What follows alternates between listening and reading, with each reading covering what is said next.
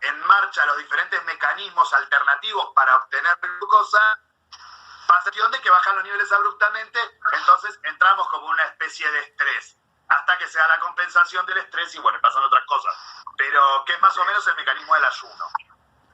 Bien, fibra, hablamos de fibra, está, recuerden, importantísimo que ustedes puedan...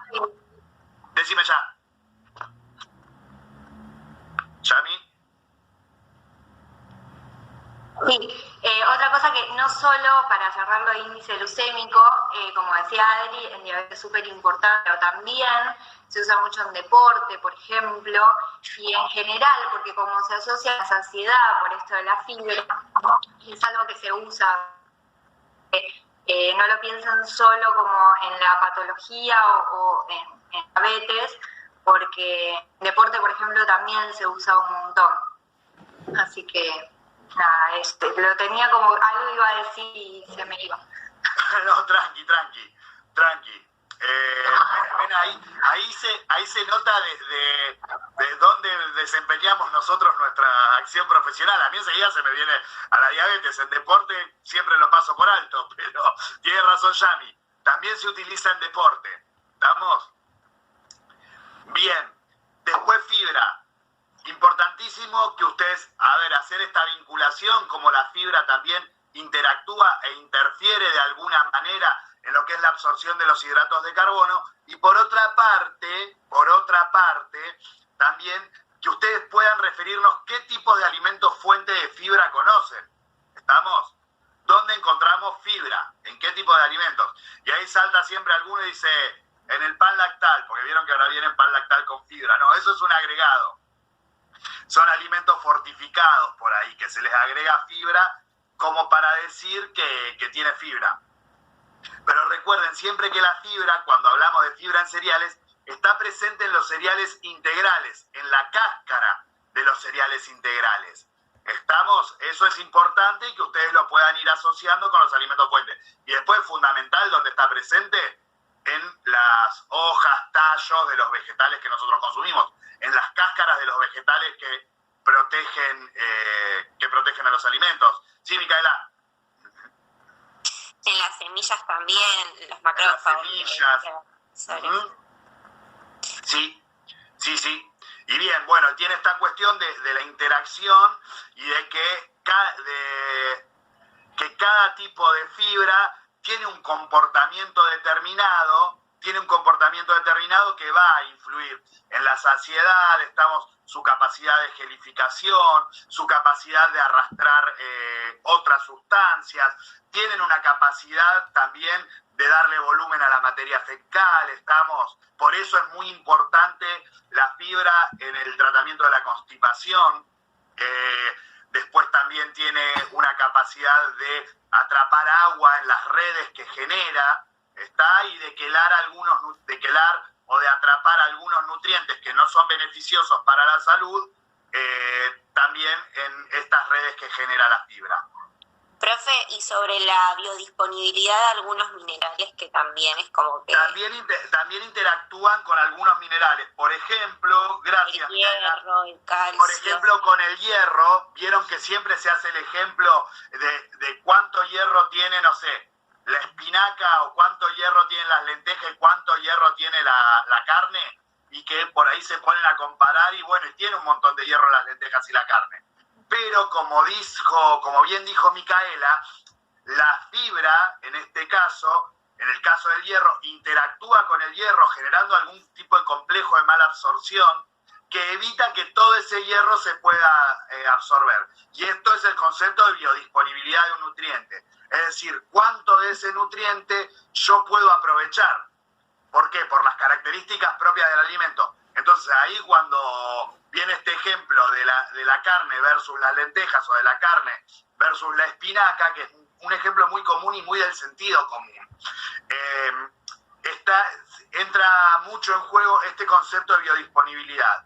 A ver, cuán biodisponibles en la carne y cuán biodisponibles en estos alimentos que tienen fibra. La fibra es un nutriente, por decirlo de alguna manera, que interferiría en la absorción del hierro. Entonces no hace que yo pueda aprovechar todo el hierro que está en ese alimento.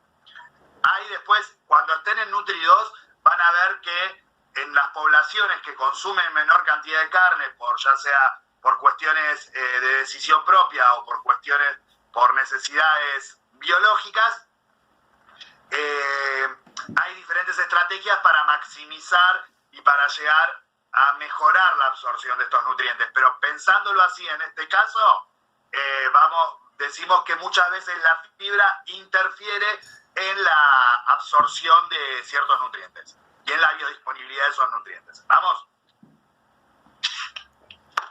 Bien. De hidratos de carbono, ¿algo más que se les ocurra que quieran preguntar o que quieran que les expliquemos? ¿No? ¿No?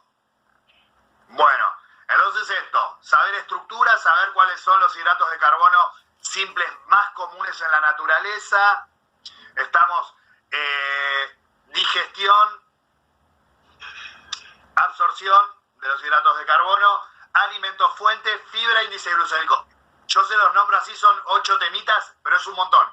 ¿Estamos? Y siempre, recuerden, en Nutri1, ¿dónde nos paramos para el análisis de los nutrientes? Si bien le damos un pequeño espacio a lo que es la estructura química del nutriente, nosotros nos paramos centrados en los alimentos. Vamos, nosotros lo que queremos es que vinculen esa conceptualización teórica del nutriente al alimento. ¿A qué tipo de alimentos? Alimentos fuentes, ¿cómo lo vinculan con eso? Eso es como para que se vayan armando también una matriz de estudio de acuerdo a cada materia.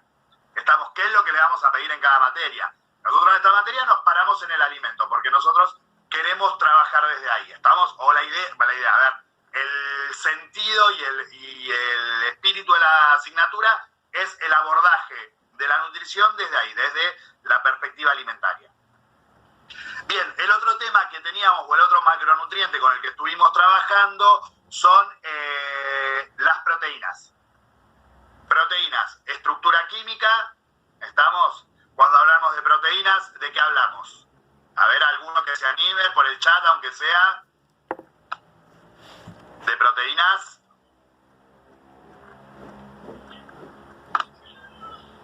¿Qué serían? ¿Son estructuras simples, son estructuras complejas, son polímeros, son monómeros, son dímeros? ¿Qué serían las proteínas? A ver. ¿Cuál es su unidad funcional? ¿Cuál es su unidad más pequeña? Los aminoácidos. Perfecto, Irina, los aminoácidos. A ver, cuando hablamos de proteínas, hablamos de polímeros de aminoácidos unidos por uniones peptídicas. Bien, son moléculas complejas que están en todos los seres vivos. Bien, y acá hay una diferencia que por ahí no se los dije y algo que lo han trabajado en el ingreso y acá lo retomamos, pero desde otro lugar. Las funciones principales de cada uno de estos nutrientes, de estos macronutrientes, ¿no es cierto? Los hidratos de carbono tienen funciones, entre ellas la principal es la función energética. Si bien tiene una función estructural, pero sobre todo en los seres vivos de origen vegetal, los hidratos de carbono tienen esta función también de energía. Las proteínas, su función principal es la función estructural. Se encuentran formando parte de todos los tejidos en el ser humano.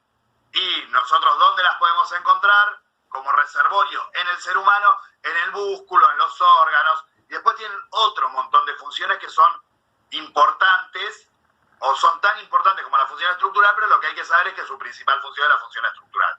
A ver, cuando hablamos de proteínas, todas las enzimas son proteínas. Es decir, que todas aquellas sustancias que andan dando vuelta en el organismo y que van a acelerar, retrasar, catabolizar, o catalizar una diferente función, son proteínas. O sea que cuando las analizamos en estructura son proteínas. Otra cosa muy importante de las proteínas, que esto lo tienen que saber, es que es el único nutriente del cual los seres humanos podemos obtener nitrógeno. Los aminoácidos en su composición tienen nitrógeno. Y otra cuestión que es muy importante también que ustedes empiecen ya a adquirir el concepto y que lo vamos a retomar más sobre el final de la cursada, es el concepto de aminoácidos esenciales, que son aquellos aminoácidos que nuestro organismo no tiene la posibilidad de resintetizar por transaminación. Nosotros, ¿qué hacemos? Cuando comemos una proteína, esa proteína se digiere en sus partes esenciales, absorbemos las unidades estructurales que son los aminoácidos. Eso habían dicho que era el único que tenía nitrógeno y que representaba perfecto. Ahí ven, alguien ya empezar a pensar en esta proporción de nitrógeno que tienen las proteínas, ¿está? Como les decía, nosotros absorbemos estos aminoácidos y después, por nuestro código genético, esos aminoácidos se van a volver a ubicar en una nueva proteína. ¿Está? Muchas veces, ¿qué es lo que pasa? Nosotros, si no tenemos todos los aminoácidos que necesitamos para sintetizar una proteína, no es que decimos, bueno, a ver, nuestro organismo agarra esto de acá, esto de acá, esto de acá y arma ese aminoácido que me está faltando. No sintetiza la proteína, porque las proteínas en su proceso de síntesis responden a una ley de todo o nada. O está todo lo que necesito para sintetizarla, o no la sintetizo. Y no me valgo de otras cosas para sintetizar. Básicamente es eso. Después, cuando veamos los métodos para analizar la calidad proteica, ahí volvemos sobre esto, pero eso es un poquito más adelante. Entonces, como les decía, nuestro organismo sí o sí necesita de estos aminoácidos que, como no tenemos esa capacidad de poder sintetizarlos, le decimos aminoácidos esenciales. ¿Está? Que entre ellos son la valina, la isoleucina, el triptofano, la treonina, la histidina, la lisina, la metionina. Bueno, hay una serie de aminoácidos que son esenciales que los tienen que saber. Y tienen que saber por qué decimos que son esenciales. Y hay otros que se vuelven esenciales en cierta situación. Pero los que tienen que saber son los esenciales. Profe, una pregunta. Sí. ¿Las estructuras químicas nos tenemos que saber de los 20 o solamente su clasificación? Solo la clasificación. Y cuando vos te referís a la estructura química, ¿a qué estarías refiriéndote? A ver. Había un cuadro en el Power que tenía los grupos R marcados en rosa. Y bueno, la glicina estaba solamente el hidrógeno, después el triptófano tenía... eso es bioquímica. Todo eso. Ah, ok. Sí. Eso bioquímica. Acá saber qué son, cuáles son los esenciales, cuáles no son esenciales de los 20. ¿Estamos? Sí. Y bueno, y después más adelante, no ahora, más adelante, saber, hay un concepto de aminoácido limitante, pero que eso lo vamos a ver más adelante, saber qué grupo de alimentos tiene en bajas concentraciones qué aminoácidos, pero eso es más adelante, ahora no. Chani. Gracias. Lo que sí tienen que saber es cuando hablamos de proteínas y con respecto a la estructura, me acordé por lo que decía Irina, esto de la estructura primaria, secundaria, terciaria, cuaternaria, que eso sí se explica en la clase y es importante porque nos define el tipo de proteínas. Y de hecho de ahí se desprende una clasificación. Tengan en cuenta que acá por ahí, a diferencia de los hidratos de carbono, tienen distintos tipos de clasificación.